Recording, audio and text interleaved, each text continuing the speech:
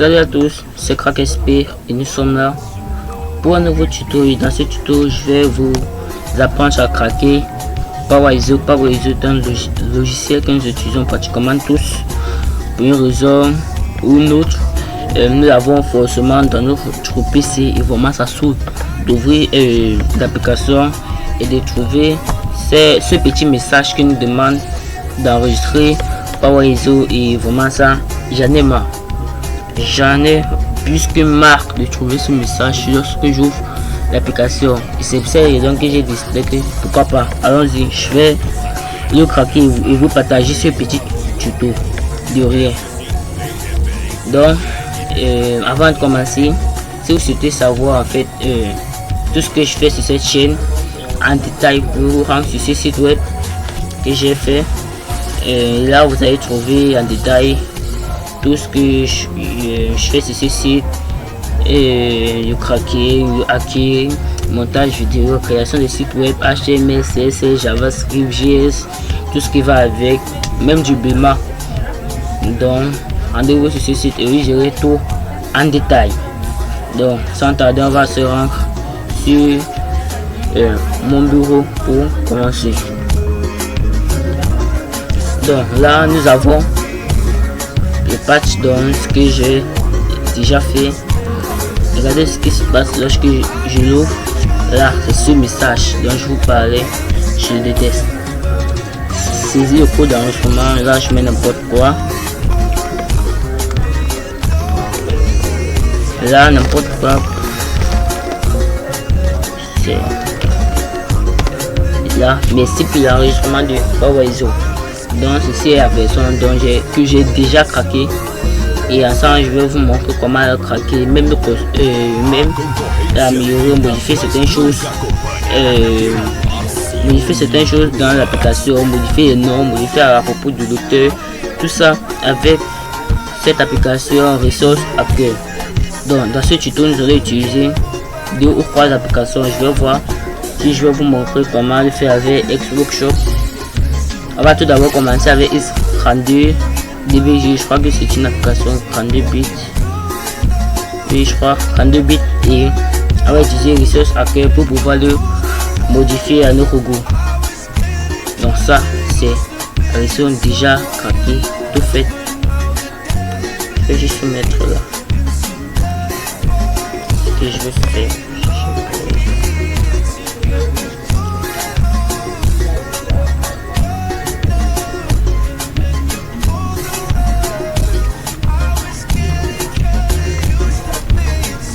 Là j'ai le logiciel, là il n'est pas du tout craqué. Là si je mets là,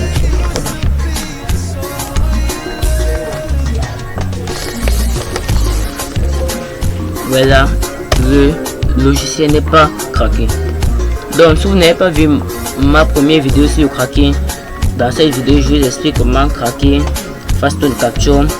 Je vais vous mettre le lien dans la description. Allez regarder cette vidéo et allez regarder cette vidéo là et cette vidéo ci serait plus clair pour vous. Donc comme je l'ai fait dans la précédente vidéo, toute première chose à faire c'est d'analyser le comportement de l'application lorsque nous en faisons un mauvais code. Donc lorsqu'on a un mauvais code, nous affiche le nom d'utilisateur.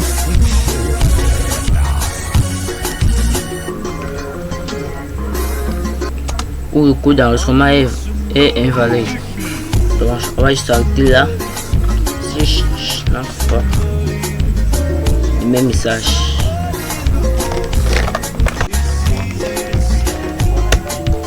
Le même message. Donc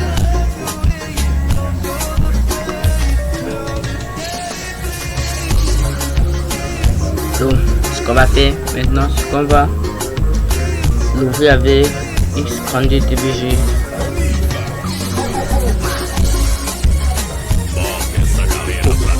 Je crois que c'est une application. Ouais, c'est 64 bits.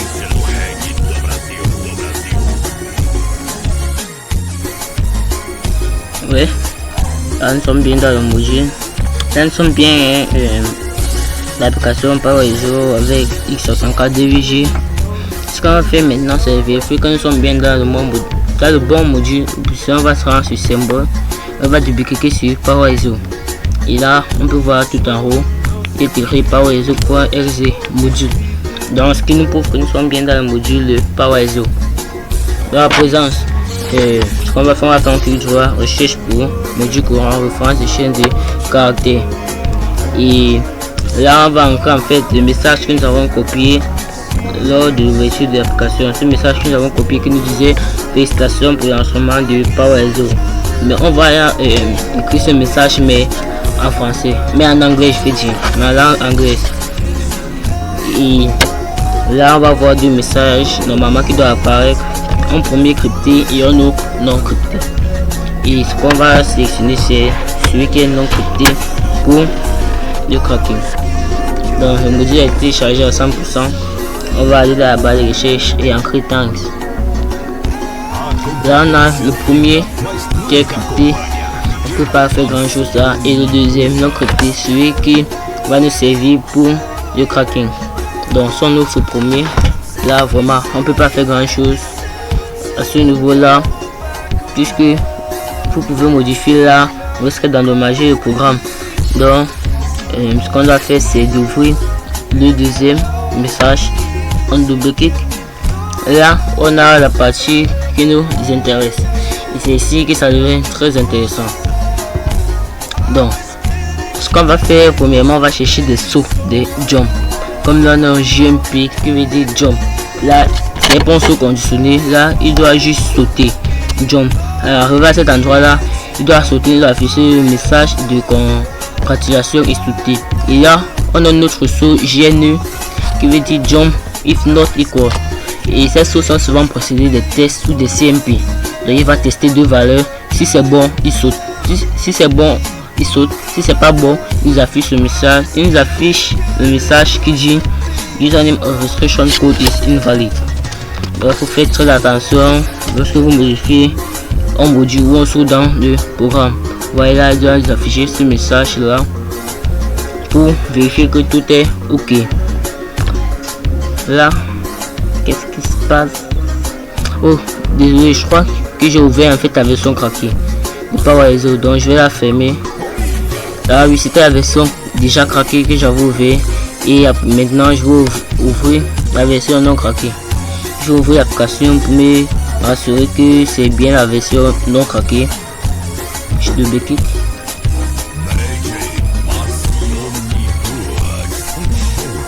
Je le code d'enregistrement.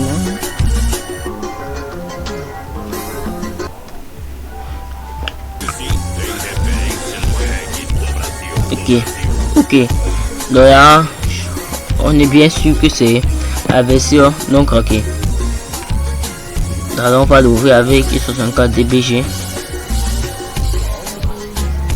Et à ce niveau là, on va tout commencer. On va aller dans le module PowerISO, parce que là on peut voir que nous ne sommes pas du tout dans ce module là, nous sommes plutôt dans ce module ici. Donc on va ouvrir le module PowerISO. On va se rendre sur France des chaînes de caractères. Non, oui, clic droit.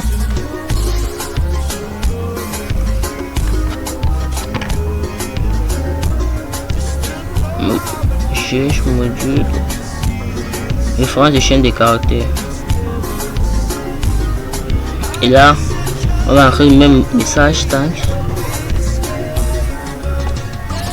Surtout, n'entrez pas tout le message, entrez juste les 4 premiers mots. 4 premiers lettres du message pour être sûr d'avoir le message idéal. Là oui, là maintenant nous sommes dans le module qui n'a pas du tout été craqué. Alors là, comme j'ai dit, on va ce qui nous intéresse, ce sont des sauts. Là on a un saut conditionné et il va tester deux valeurs. Ici c'est bon, il va nous afficher, il va sauter et nous arriver directement à l'autre saut qui va lui-même sauter et nous afficher le message de congratulation. Mais si les tests ne sont pas bons, il va nous afficher le message d'erreur. Donc ce qu'on veut faire, c'est changer la nature du saut, donc faire que dans tous les cas il saute. Il n'a aucune valeur comparée, que la valeur soit correcte ou pas, il saute pour arriver au prochain saut, et ce prochain saut qui va lui-même sauter pour nous afficher le message de congratulation. Donc ce qu'on va faire, on va exécuter le programme. Maintenant, on va pour modifier le son, on va se placer sur le saut.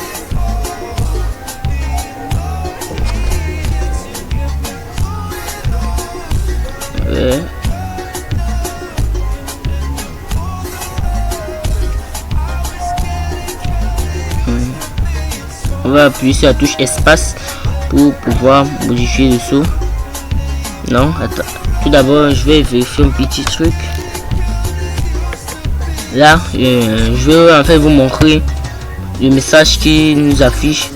Là, nous n'avons pas le message de congratulations puisque le son n'a pas été modifié. Donc, il va comparer notre nom et le code entré. Et en fait, si c'est correct, il saute et nous affiche le bon message. Là, on va appuyer sur la touche espace. Et là, ce qu'on va faire, on va changer la nature du saut, remplacer GNE par JMP. Et là, ce qu'on va faire, on va remplacer le code qui était juste à la fin. On va le remplacer par une série de l'endroit où on souhaite qu'il saute. Parce que le code qui était là à la fin, c'était l'endroit où il devait sauter. On va le remplacer par l'endroit où nous on souhaite nous voir sauter. Ensuite, on va cliquer sur OK. OK. Et on fait. Et là maintenant, lors du saut, il ne va plus sauter et pour nous afficher un message d'erreur, mais il va directement sauter, nous amener vers un autre saut qui va lui-même sauter pour nous afficher le message de congratulations dans le correct message. Et là, vous pouvez voir que ce n'est plus un GNE mais un JMP. Donc, on va exécuter le programme.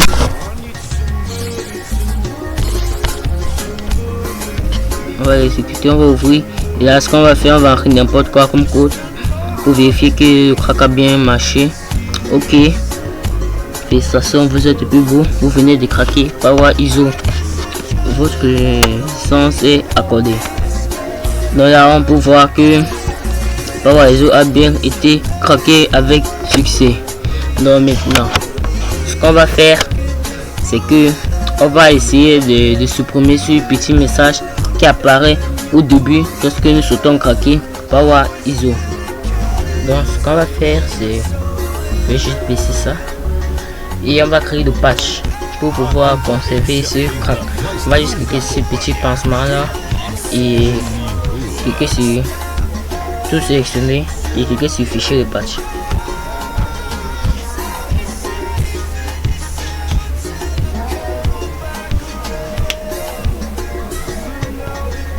Moi je vais le mettre sur le bureau. C'est plus facile pour moi de le trouver plus tard. Et là, ce bureau, n'oublions pas de lui donner un nom. Patch. Power. Patch. Pour exe. N'oublions pas le point exe. OK. Non, peut fermer. Peut fermer tout. Le patch a bien été créé. A été créé avec succès. Là, nous avons notre fichier patch de Power ISO. Si on veut, avec les choses à cœur, ça va nous permettre de pouvoir modifier tout ce qu'on souhaite modifier dans le programme. On va se rendre dans la partie dialogue.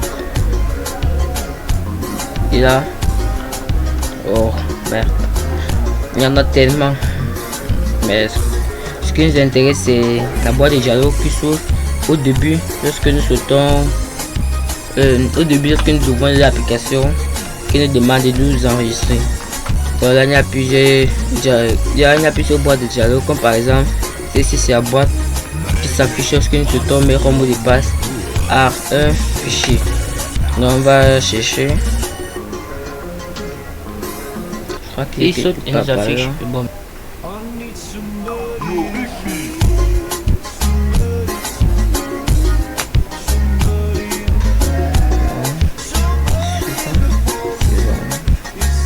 Là, ok. C'est bon. Là, nous avons le bon message. Là, nous avons la bonne boîte de dialogue. Là, ce qu'on va faire, c'est on va la supprimer parce qu'on ne souhaite pas enregistrer par Waizo à chaque fois qu'on ouvre.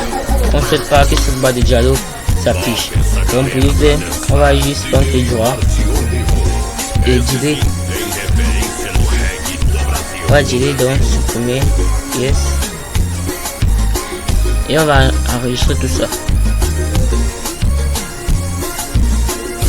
Maintenant, si on fait Microsoft Hacker et qu'on ouvre PowerISO,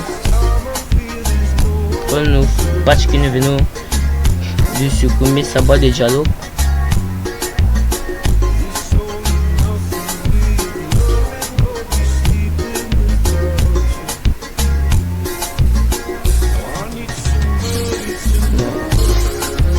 ça c'est pas le bon fichier. C'est pas bon patch, ouais.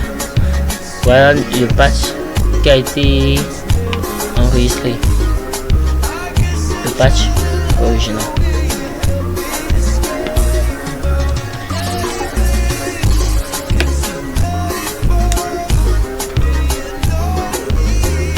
Et là, on peut voir qu'une boîte de dialogue ne s'affiche plus à chaque fois qu'on ouvre l'application, mais l'application n'est pas enregistrée. Donc, ce qu'on va faire, on va laisser être enregistrer, saisir le code d'instrument et là on va saisir notre nom et là on code bidon n'importe quoi.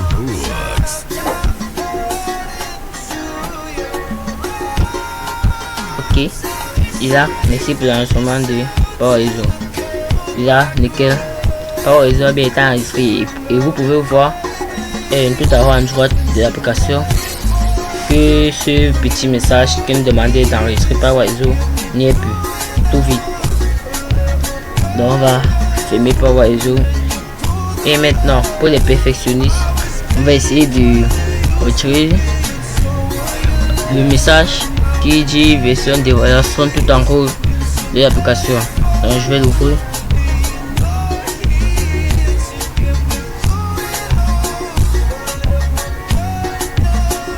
Ok, là, tout en haut de l'application on a ce petit message qui nous demande dans ce petit message qui nous dit que PowerISO est encore une version d'évaluation et même dans aide vous trouvez ce même message.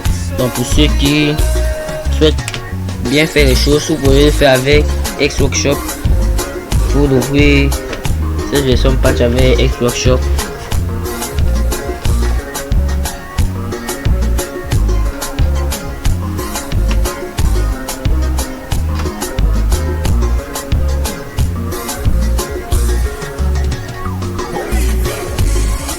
Et là, donc moi je pas assez de temps, je crois pas que je vais le faire avec vous, mais c'est simple, faites un CTRL F ou Alt F, je crois. Oui, je pas assez de temps.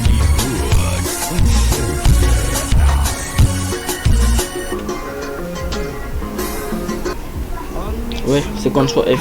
Faites un CTRL F et là vous entrez le message qui s'affiche dans version d'évaluation et après avoir encore ce message là vous cliquez sur OK. Là vous allez trouver cet endroit ci le message et là vous pouvez modifier, vous pouvez répéter version craquée par Crack Expert ou par Jean Pierre, peu importe, mais en le faisant rassurez-vous que le nombre de lettres que vous allez entrer à cet endroit là est identique au nombre de lettres de version d'évaluation. Donc en le remplaçant, remplacez-le par le nombre de lettres exact, ni moins ni plus. Ce n'est pas que le programme bug, parce que là nous sommes dans un éditeur de test et là tout ce qu'elle a est en hexadécimal et si vous ne comprenez pas très bien comment ça fonctionne, je vous conseille de le remplacer exactement par le même nombre de lettres pour pas que le programme bug ou qu'il y ait un problème quelque part. Donc je crois que c'était tout, juste remplacer OK et vous enregistrez. Il y a la place de version d'évaluation. Vous allez trouver le message que vous avez remplacé, le message que vous avez ajouté à cet endroit bien précis.